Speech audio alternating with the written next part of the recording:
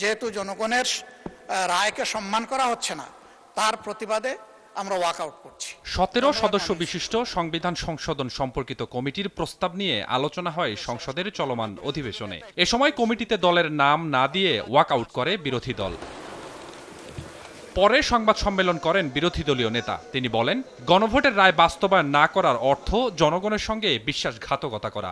জানান, দাবি আদায় না হওয়া পর্যন্ত আন্দোলন চালিয়ে যাবে বিরোধী দল। আপনি সংসদ মানবেন, সরকার মানবেন, জনগণের অভিপ্রায়ের এক অংশ মানবেন, আরেক অংশ মানবেন না, গণভোটকে অস্বীকার করবেন, বলবেন 51% মানুষ আমাদেরকে ভোট দিয়েছে, তা 68.6% মানুষ যে গণভোটে হ্যাঁ বলেছে।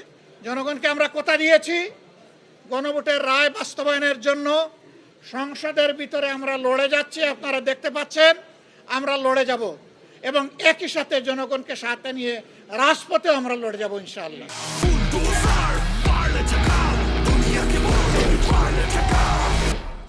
এরপর সাংবাদিকদের ব্রিফিং করেন চিফ হুইপ। জানান, গণভোটের রায় উপেক্ষা করা হয়নি, সুযোগ নেই নতুন করে সংবিধান লেখার। সংবিধানের যে ধারাই আমি সংশোধন করি না কেন, সেটাই সংস্কার। আমরা তো গণভোটের রায় যদি ধরেন এইটাই আমরা গণভোটের রায়ের কাজটা করবো, সেটা তো আমরা সংবিধানে আনবো, আলোচনা করি, কাজটা তো তাই।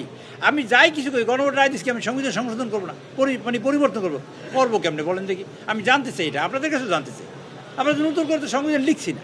এসব মত বিরোধী নিষ্পত্তির জন্য আলোচনার দুয়ার সবসময় খোলা রয়েছে বলেও জানান চিফ হুইপ। স্বপন আহমেদ, সময় সংবাদ, ঢাকা। সংশোধন হয়েছে, আমেরিকার সংবিধান দেখেন আজকে 22